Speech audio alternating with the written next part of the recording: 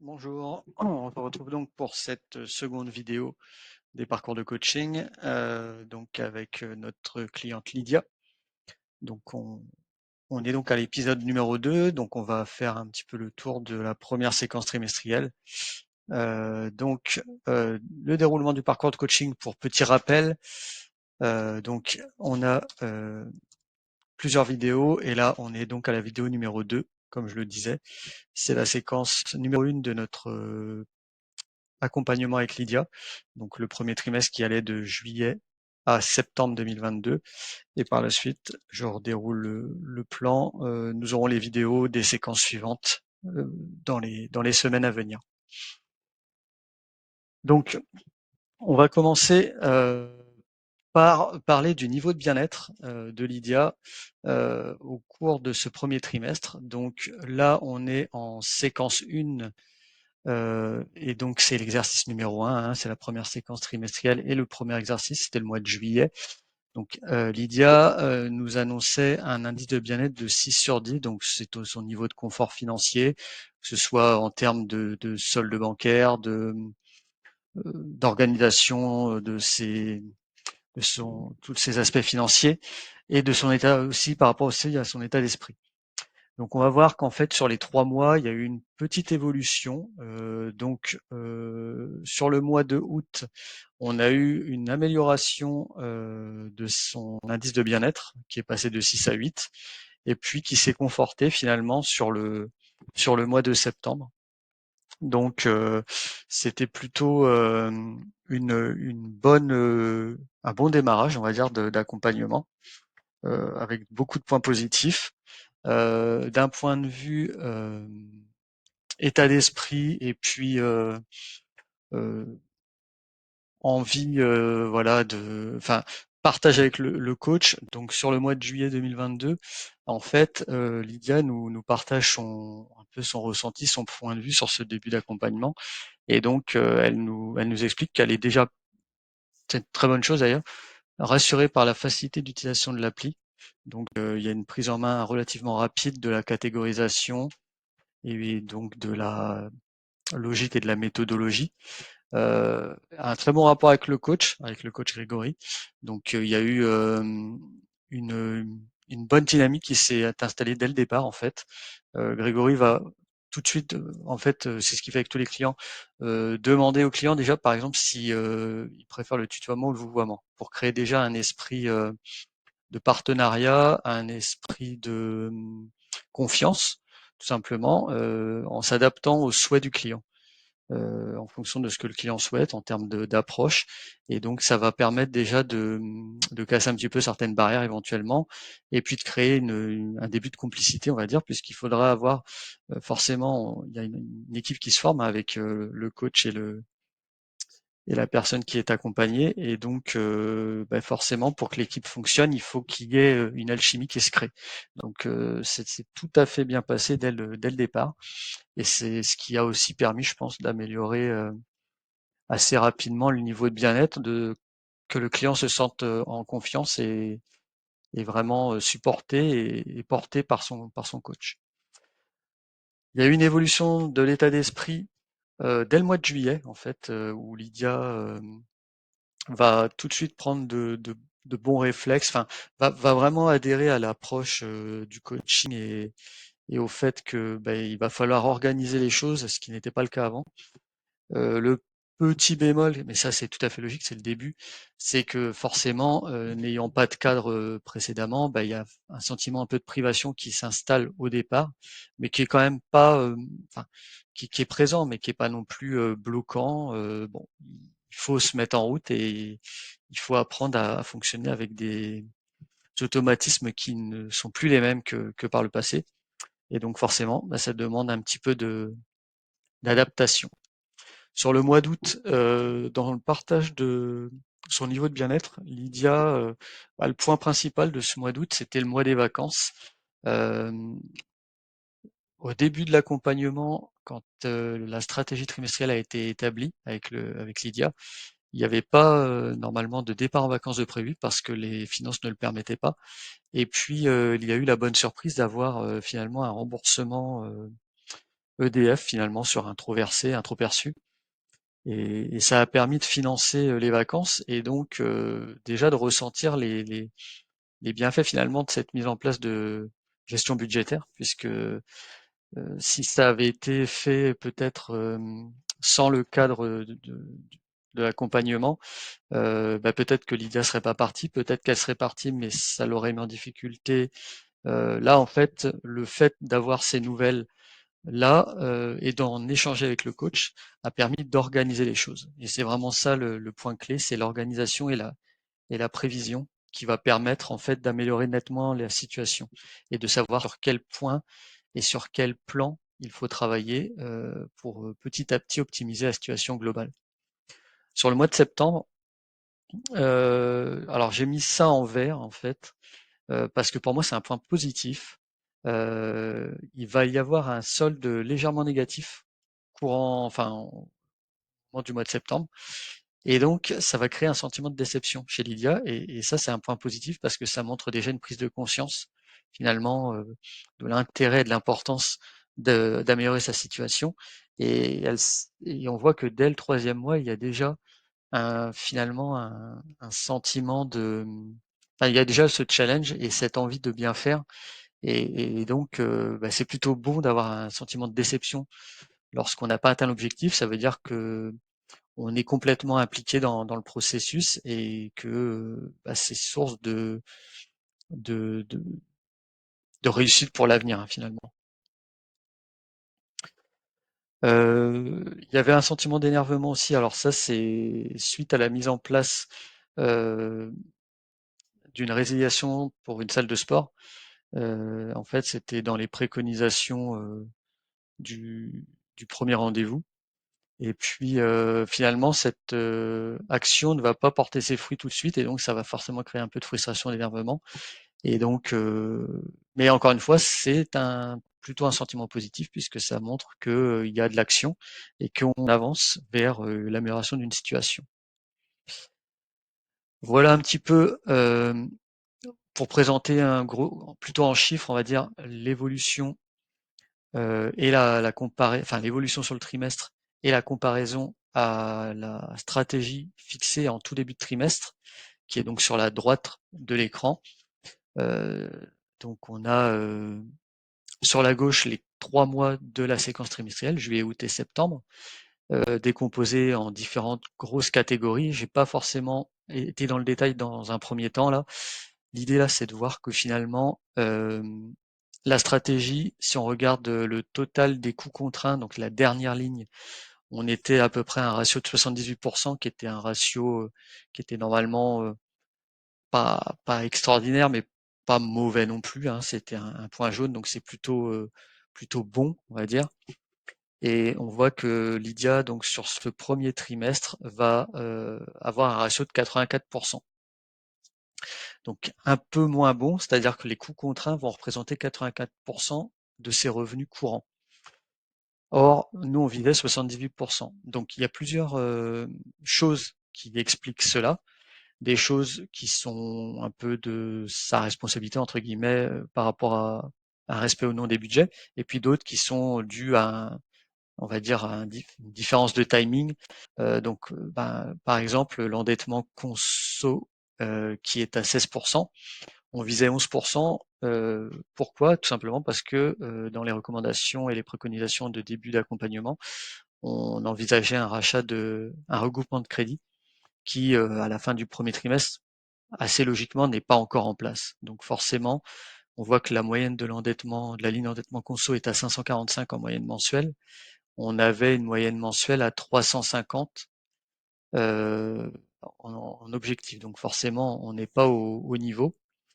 Ensuite, sur la ligne loyer pension alimentaire, on voit que bah, c'est en phase avec les attentes puisque le loyer était conforme à ce qu'on attendait et également pour le crédit IMO travaux euh, où là il n'y a pas de surprise. Sur les charges fixes contraintes, le S03, on voit qu'on est légèrement au-dessus. Donc il y a eu des factures de régularisation d'eau, il y a eu quelques événements qui n'étaient pas anticipés, donc c'est là où la mise en place de la gestion de budget va permettre de justement faire prendre conscience aux clients de ce besoin d'anticiper les choses, de besoin de mensualiser également, parce que lorsqu'on mensualise, eh bien on lisse les coûts et donc c'est plus aisé de les suivre que quand c'est par à-coup. Donc là, c'était le cas, hein, c'était pas mensualisé, donc il y a eu un petit peu plus qu'attendu, donc ce qui a un petit peu dégradé aussi le ratio final. En S04, on voit que c'est les charges fixes accessoires. Donc dans ces charges fixes accessoires, globalement, on y retrouve tout ce qui est abonnement. Et donc là, on est, on a une première approche et une première ébauche de travail sur les abonnements parce que c'est un point important dans la gestion de budget. Souvent, les gens ont beaucoup d'abonnements. Et là, avec Lydia et Grégory, le travail a été de un petit peu faire le tri dans tout ça. Donc, ça demande un petit peu de temps, un peu de mise en place, un peu aussi aux clients de se mettre dans cet état d'esprit de remise en cause de l'état actuel des choses, hein, de se dire que peut-être que finalement il faut analyser abonnement par abonnement un petit peu si c'est utilisé, si c'est conforme à ses besoins et à ses attentes, parce qu'on n'est pas en surabonnement, hein. Des fois, il y a des clients qui vont prendre des abonnements complets pour être sûr d'avoir l'ensemble des informations ou des accès à l'information, et finalement, on n'en utilise que 20, 30 ou 50%. Donc, c'est toute cette démarche-là qui se met en place là à ce moment-là et qui n'est pas encore complètement optimisée à la fin du premier trimestre. Sur le S07, donc ce sont les charges variables contraintes. Donc, on y retrouve principalement l'alimentaire, le carburant. Pour Lydia, Herbalife. Donc, Herbalife, rapidement, en fait, ça fait partie un peu de l'alimentaire. C'est un choix de sa part de faire appel à ce type de site ou de prestation. Et là, on voit qu'en moyenne mensuelle, on est à moins 465, ce qui représente 14% de ses revenus courants. Donc, point vert, puisque normalement, les charges variables contraintes sont attendues à maximum 20% des revenus courants. Donc, on est largement, finalement, dans les clous. Et on se rend compte que dès le premier trimestre, finalement, par rapport à la stratégie et aux 19% envisagés, Lydia a finalement déjà commencé à faire des efforts et à bien respecter son budget, et donc à chercher à optimiser aussi ses achats alimentaires, parce que c'est souvent un des postes qui est un peu voilà, compliqué à gérer. Il n'y a pas forcément de méthode, on va faire les courses un petit peu sans but précis, et donc souvent ça occasionne un peu des débordements budgétaires. Donc là, on voit que dès le premier trimestre, il y a déjà un bel état d'esprit sur ce plan-là pour justement avoir des performances dans la gestion de budget. On va passer sur la deuxième partie de tableau. Donc c'est l'utilisation de la marge de liberté budgétaire. Donc la marge de liberté budgétaire, on voit que c'est sur la première ligne orange et qu'elle est à 669 en moyenne mensuelle, pour 695 attendus dans la stratégie, en prévisionnel. Donc on est à peu près dans les clous. Euh, cette marge de liberté budgétaire, donc Lydia va commencer à faire 2 versements d'épargne. On voit alors ça a été catégorisé en versement projet, mais il n'y avait pas encore vraiment de d'organisation de l'épargne dans ce premier trimestre. Et donc, elle a en fait le versement sur un des 2 comptes épargne dont elle disposait, qu'on avait vu sur la première vidéo. Malheureusement, bon, il y a eu, on voit sur la ligne retrait d'épargne projet un peu plus bas, ça a été retiré par besoin. Donc, bon, à la fin du trimestre, il n'y a pas forcément eu d'évolution sur le niveau d'épargne euh, concret, mais il y a déjà des intentions et donc des actions qui sont prises.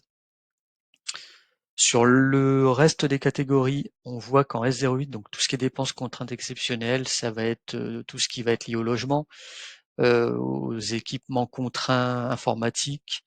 Donc bon, globalement, voilà un peu tout l'équipement contraint aussi du logement, hein, tout simplement. Et sur ça, eh bien, on voit que finalement, elle a dépensé moins que ce qui était envisagé. On est sur une moyenne mensuelle à 80 € pour 120 attendus. Donc, on a aussi là tout de suite une dynamique de gestion qui se met en place et on a un respect, très bon respect du budget dès ce premier trimestre. Sur la partie dépenses plaisir courant, on retrouve le coaching, mais on retrouve également les bars resto qui sont souvent l'objet d'écueils budgétaires. Et là, encore une fois, on voit que finalement, le respect du budget a été présent. Et puis, la ligne juste en dessous pour les dépenses plaisir exceptionnelles, donc là, c'est notamment les vacances qu'on voit sur le mois d'août. Là, par contre, on a quelques écueils puisque on est sur une moyenne mensuelle à 265 pour 120 € de moyenne mensuelle envisagée, due aux vacances. Donc c'est là où il y a eu un petit peu de dépassement. Mais bon, comme je l'avais expliqué en début d'épisode, fort heureusement, il y a eu de toute façon le remboursement d'électricité qui a permis de compenser un peu tout ça. Donc voilà en gros un peu la présentation du premier trimestre pour Lydia. Euh, on va passer sur l'analyse et donc là c'est un tableau qui est plutôt visuel, on va dire.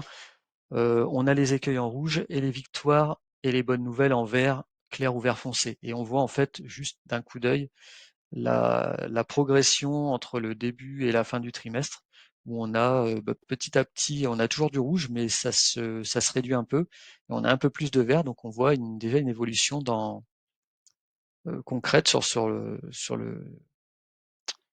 la gestion de budget. Sur le solde bancaire et la budgétaire, donc forcément ça se concrétise par une amélioration du solde bancaire, puisque on voit qu'il passe d'un solde à moins 1120 en juin 22 à un solde positif, tout juste positif, mais positif, en septembre. Donc en 3 mois de temps, on voit déjà une belle progression. Et déjà, le premier objectif atteint, hein, c'était de revenir à un solde positif. Donc ça a été assez rapide hein, grâce à tous les efforts dont j'ai parlé juste avant. Sur le bilan de la séquence, alors on voit sur la colonne de droite le taux d'effort.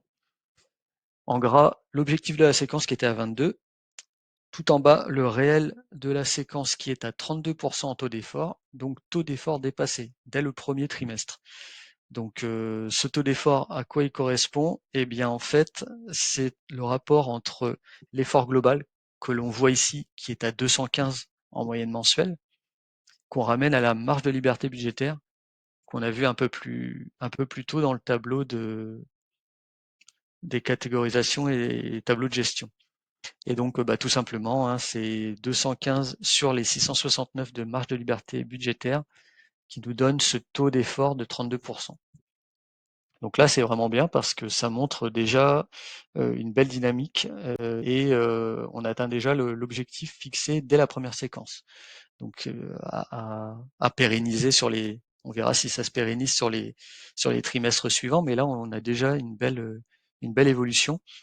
Le solde bancaire, on le voit, il a été pas tout le temps positif, mais globalement il s'améliore, hein, on l'a vu aussi sur le tableau précédent. Sur le niveau de gestion, à l'issue du premier trimestre, donc on est en niveau -1, forcément, c'est le début. On partait avec un solde qui n'était pas positif, donc forcément solde pas positif tous les mois. Et puis on a une épargne disponible qui se met en place et qui n'est pas régulière tous les mois à ce moment-là. Donc le plan pour la séquence numéro 2, donc qui sera le trimestre d'octobre à décembre 2022.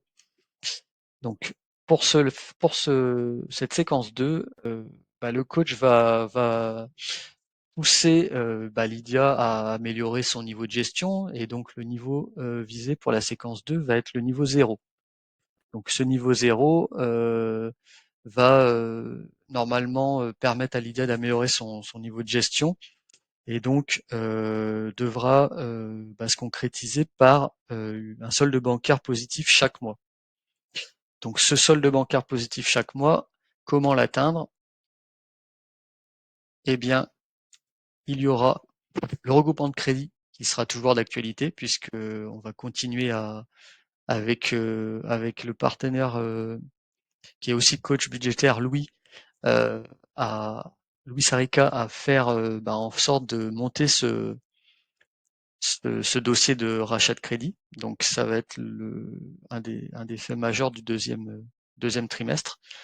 Stopper l'abonnement à salle de sport, donc ça c'était un des points qui avait été remonté par le coach puisque la salle de sport était plus forcément fréquentée par Lydia, donc des coûts en fait inutiles qui sont supportés chaque mois pour rien, donc qui peuvent permettre d'être redistribués soit sur de l'épargne, soit sur des projets qui lui tiennent plus à cœur et qui sont vraiment qui seront vraiment concrets pour elle.